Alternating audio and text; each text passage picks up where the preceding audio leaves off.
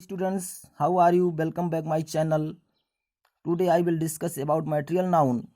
जैसा कि आप जानते हैं कि हमने इंग्लिश की एक सीरीज स्टार्ट की है बेसिक से एडवांस की तरफ, और आज हम मटेरियल नाउन के बारे में डिस्कस करेंगे। कल हमने कलेक्टिव नाउन के बारे में डिस्कस किया था। इससे पहले कि हम वीडियो शुरू करें, आपसे हमारा एक रिक्वेस्ट है कि हमारे चैनल को सब्सक्राइब करें, लाइक करें, शेयर करें, बेल आइकन दबाना ना भूलें, जिससे सबसे पहले हमारा नोटिफिकेशन आप तक पहुंच सके। तो चलिए शुरू करते हैं। Material noun. Material noun means होता है पदार्थवाचक संज्ञा, या इसे धातुवाचक संज्ञा भी कहते हैं। पदार्थवाचक संज्ञा या धातुवाचक संज्ञा। चलिए इसका डिफिनेशन देखते हैं। ये मटेरियल नाउन एक पदार्थवाचक संज्ञा is the name of a substance. Is the name of a substance, पदार्थ का नाम है।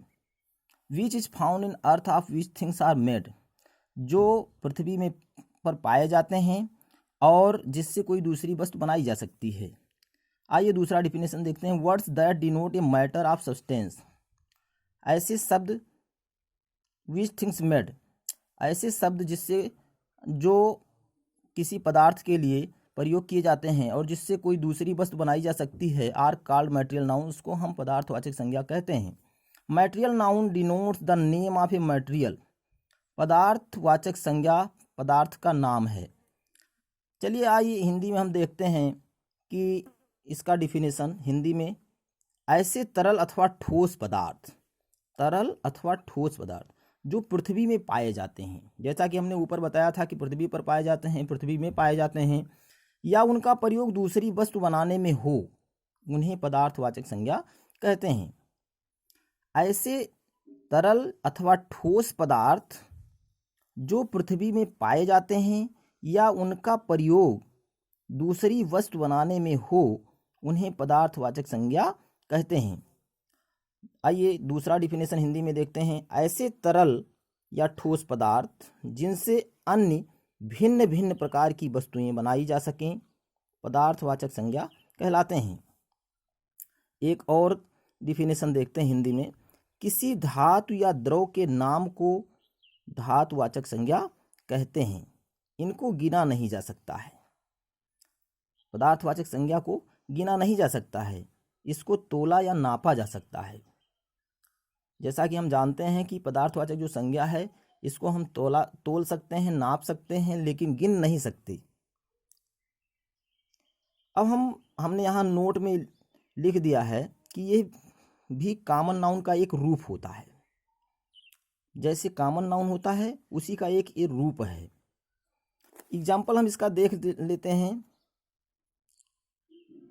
एग्जाम्पल जैसे सोना। सोना को हम तोल या नाप सकते हैं, लेकिन गिन नहीं सकते। अगर इसकी कोई वस्तु बन जाती है तो उसे हम गिन सकते हैं, लेकिन अगर हमें सोना को गिनना हो तो सोना हम गिन नहीं सकते। लोहा है, लोहे को हम गिन नहीं सकते हैं, इसको तोल या नाप सकते हैं। कॉपर, तांबा है, पेपर है, इसको भी हम तोल या नाप सकते हैं। कॉपर को भी हम नाप या तोल सकते हैं, लेकिन गिन नहीं सकते हैं।